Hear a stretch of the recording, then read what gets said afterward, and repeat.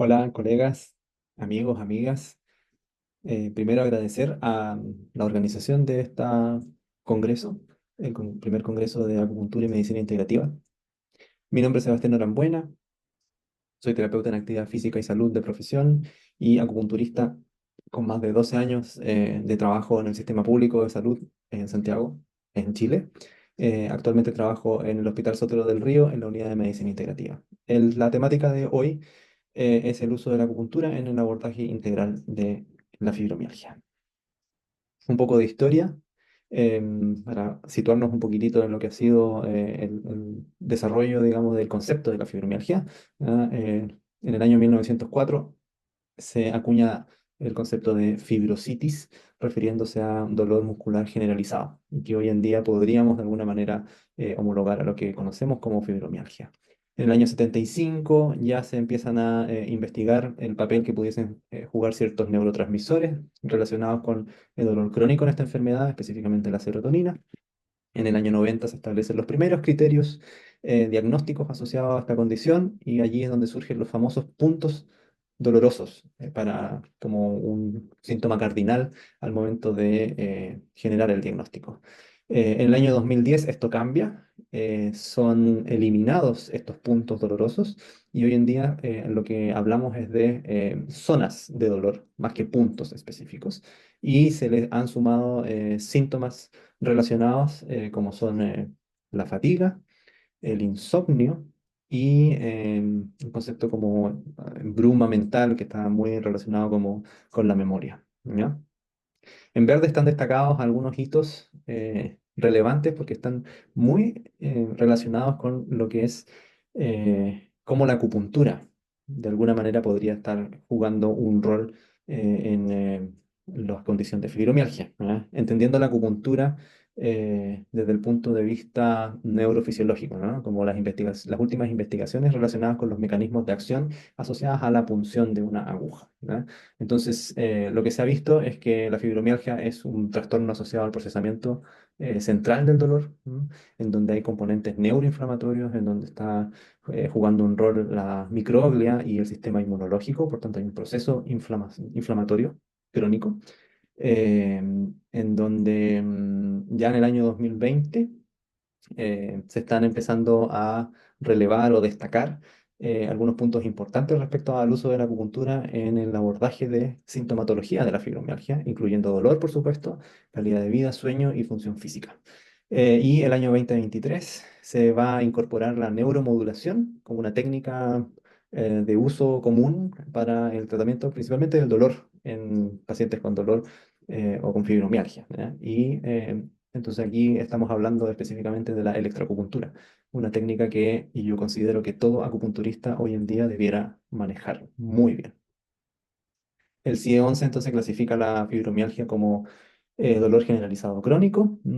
La descripción de el mismo libro o la guía de CIE-11 lo describe como entonces un dolor difuso que afecta cuatro o cinco regiones del cuerpo, con malestar emocional asociado a ira, frustración, estados depresivos, discapacidad funcional, o sea, problemas en las actividades de la vida diaria, en la participación social y laboral. Y el dolor generalizado es multifactorial, o sea, considera una visión biopsicosocial y espiritual del dolor en relación a esta condición, ¿ya? Acá tenemos los esquemas de 1990 de estos puntos dolorosos que ya no se están usando o ya no se deberían usar, pero yo sé que todavía se siguen usando. Y tenemos al lado entonces lo que es más actualizado, que son estas áreas corporales de dolor. A esas áreas corporales de dolor entonces se le incorporan y se le suman estos síntomas relacionados con cansancio, fatiga, trastornos de sueño y trastornos cognitivos.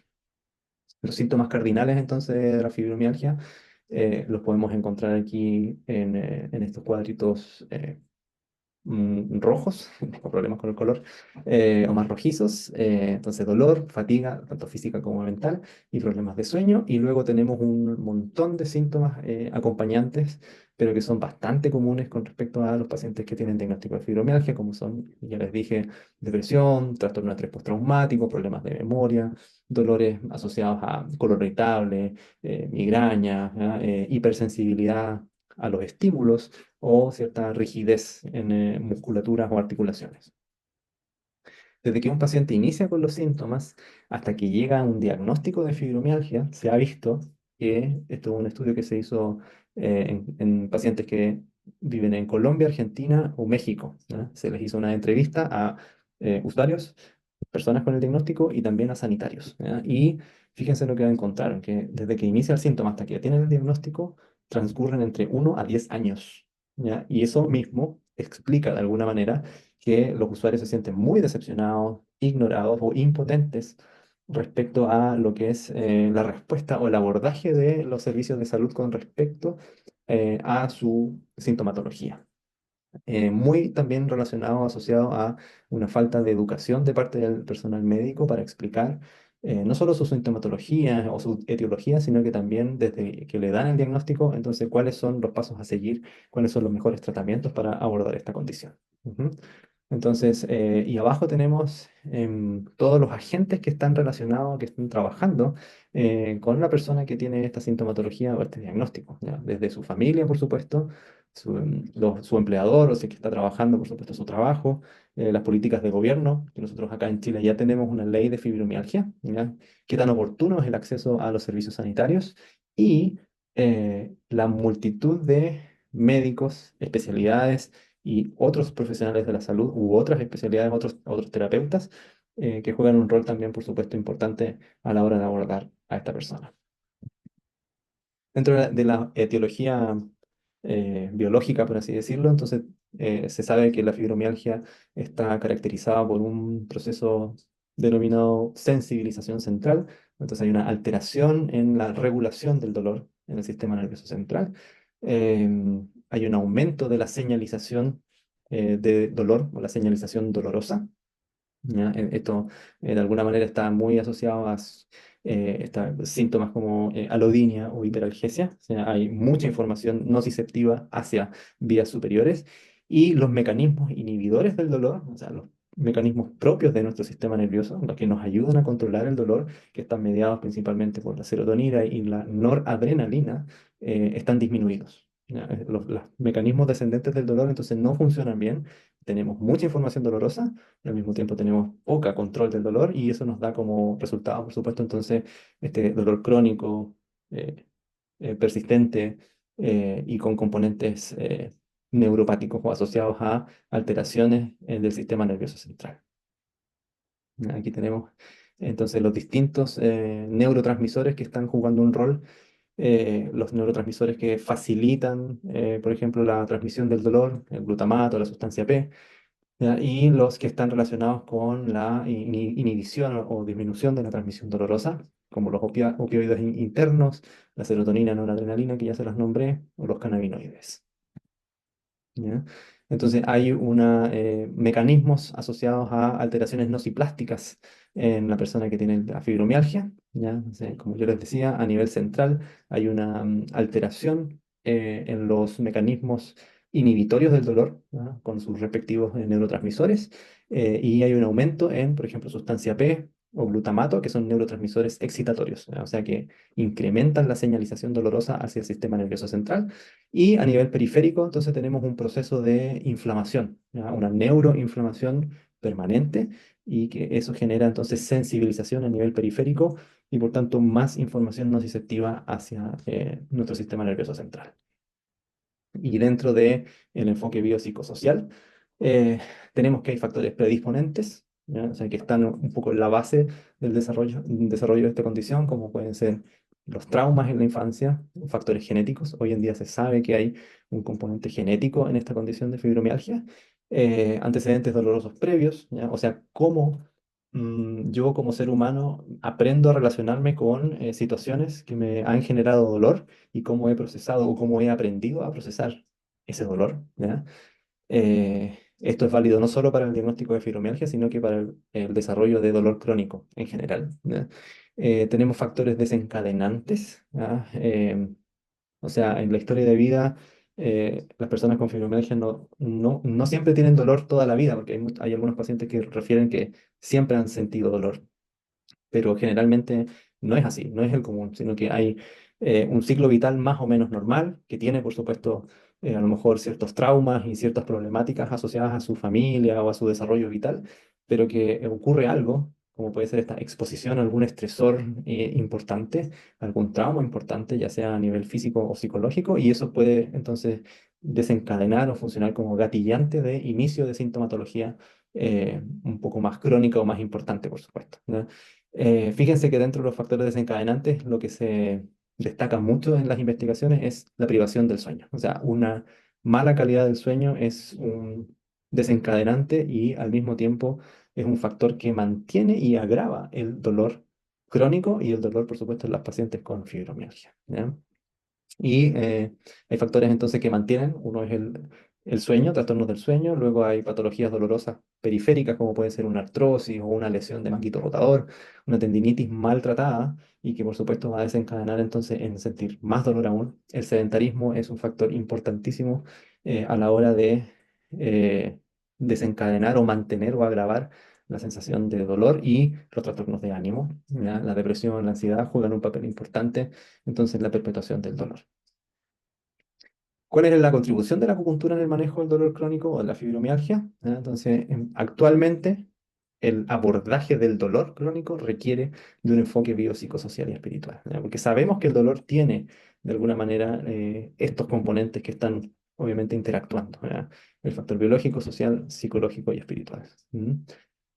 Entonces, un enfoque biopsicosocial nos va a permitir comprender el dolor de la persona, conocer a esa persona, entender que las experiencias dolorosas son únicas para cada individuo, que el dolor es un proceso dinámico y no porque tenga un dolor determinado en un momento específico significa que va a sentir o va a tener ese dolor igual para toda la vida. Esto, la salud misma, la vida misma es un proceso dinámico y de cambio. ¿Ya? Nosotros que trabajamos en la medicina china lo sabemos muy bien. ¿Ya? Entonces es importante, obviamente, incorporar este enfoque dentro de nuestro abordaje para pacientes con fibromialgia y no solo quedarnos con este modelo biomédico en donde entendemos el cuerpo como una máquina, obviamente, que hay que arreglar, ¿no? Sino que hay que entender que hay una persona que tiene una historia de vida y que está hoy en día consultando conmigo o con otros profesionales, entonces tenemos que dar ese abordaje. ¿Mm? Es importante para tratar o para abordar pacientes con fibromialgia, entonces, entender los mecanismos del dolor. Es fundamental que cada uno de ustedes maneje bien eh, cuáles son las vías del dolor, cómo funcionan el dolor, conceptos como la hiperalgesia, la alodinia, dolor nociplástico, ¿ya? Son de alguna manera necesarios para yo poder entregar las mejores herramientas a la persona, ¿ya? Fíjense en este concepto de dolor, un sistema múltiple de respuesta activado en base a una amenaza percibida, ¿ya? O sea, ni siquiera estamos hablando de un daño específico, ¿ya? Sino que obviamente es una respuesta asociada al cerebro, o sea, asociada a una experiencia previa, a mi nivel de atención, a mi estado de ánimo, a cambios asociados a la anatomía o los químicos internos o los neurotransmisores asociados a la transmisión y al control del dolor. ¿Ya? Todo eso va a estar influyendo en la experiencia dolorosa que esté viviendo esa persona. ¿Mm? ¿Por qué es importante la acupuntura? Porque se ha visto, fíjense en este estudio del 2021,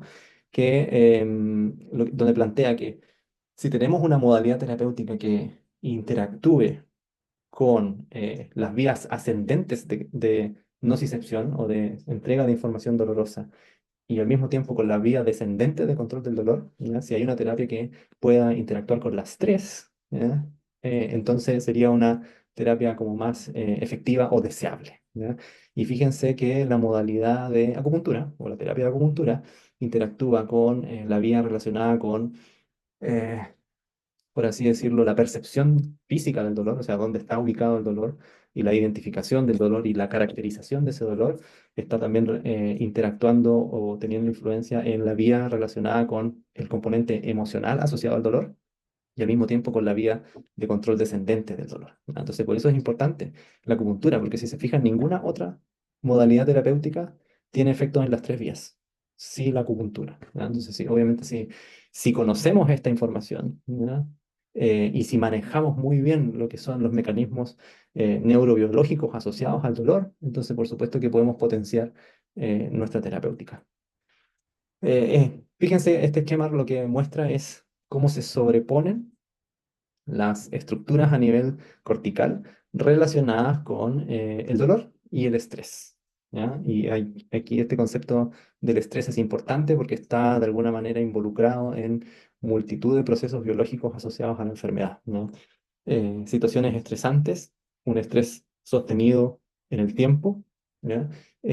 Por supuesto que juega un rol importante en la perpetuación del dolor, ¿ya? Y fíjense por qué. ¿Ya?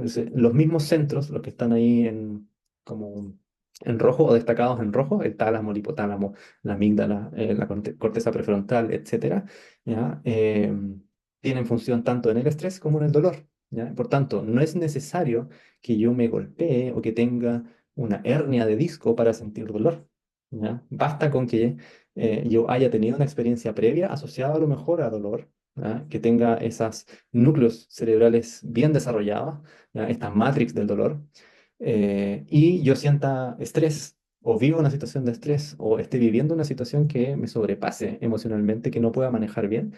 Basta eso para ya empezar a desencadenar mecanismos asociados al dolor. No, no necesito pegarme en alguna parte o tener un accidente. Basta con que yo solamente piense o me anteponga a una situación de dolor y que piense que me va a doler para ya sentir dolor. ¿Ya? Entonces, todo esto lo que les estoy como comentando está relacionado con conocer y entender cómo funciona el dolor en el ser humano o en general en la vida, ¿no?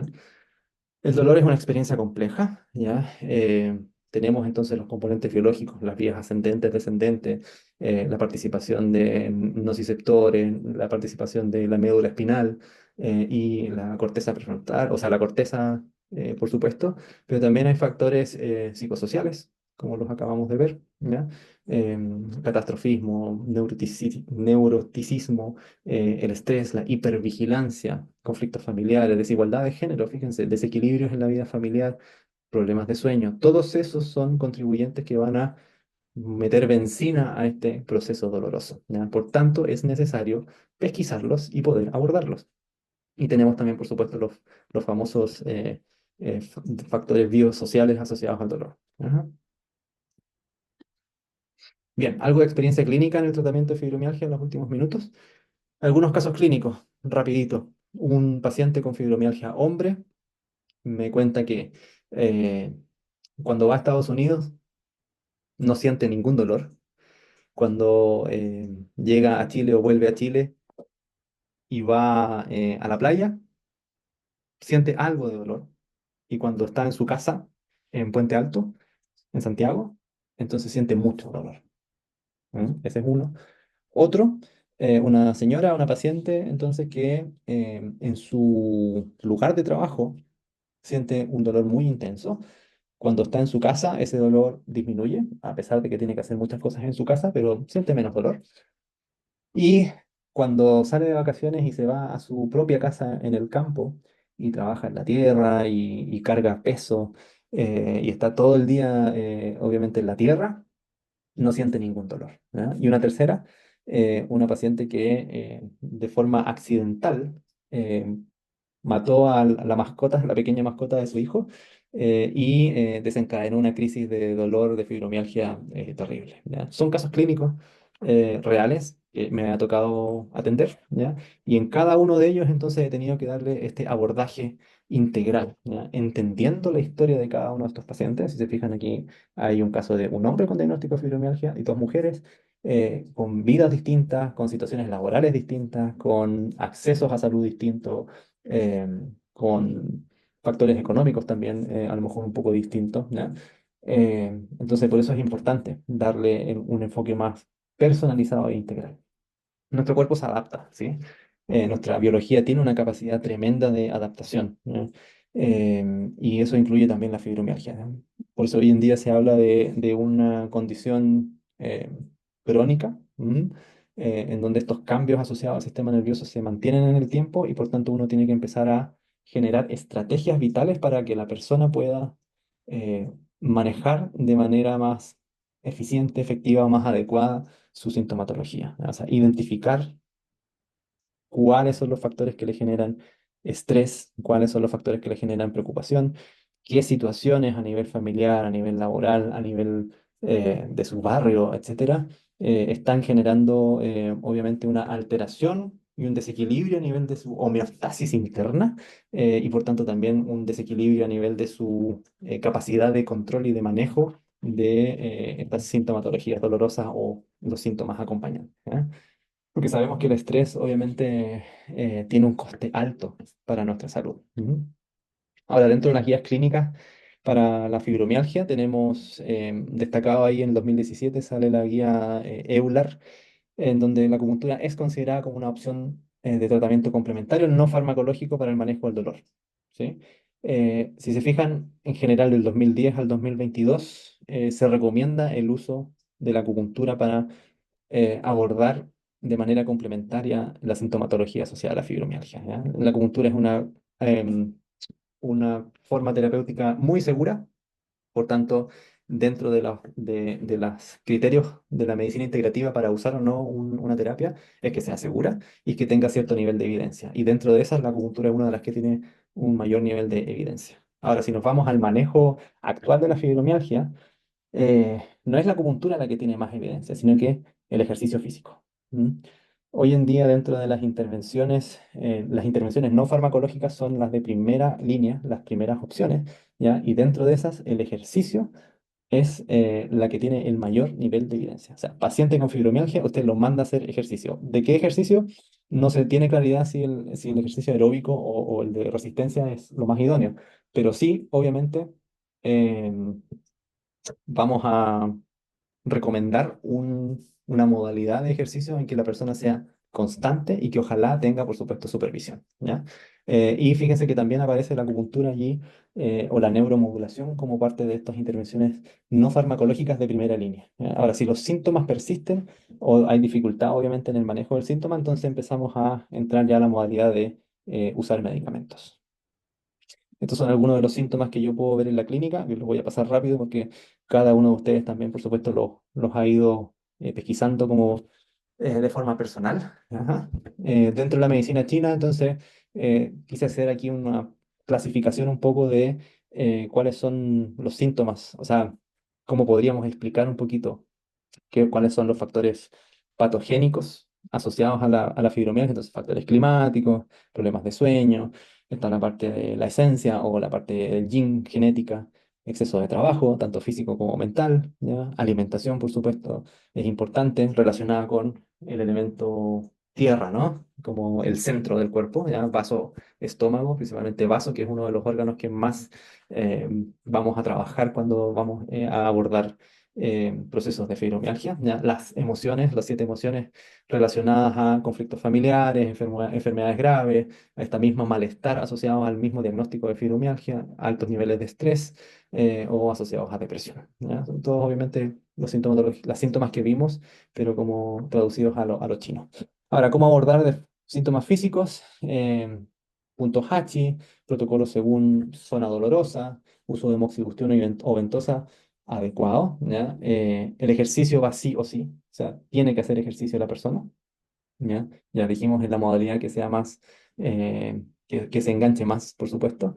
Eh, para la fatiga yo lo que uso es un protocolo de fortalecer el sistema inmune con puntos de acupuntura, estómago 36, vaso 6, DU 20, ¿ya? En REN 17, es decir, que tenemos obviamente procesos o asociados a la mente, el riñón 3, ¿ya? Entonces, generalmente, si hablamos así como órganos, respecto a la fatiga o la astenia, entonces, corazón, vaso, riñón, ¿sí?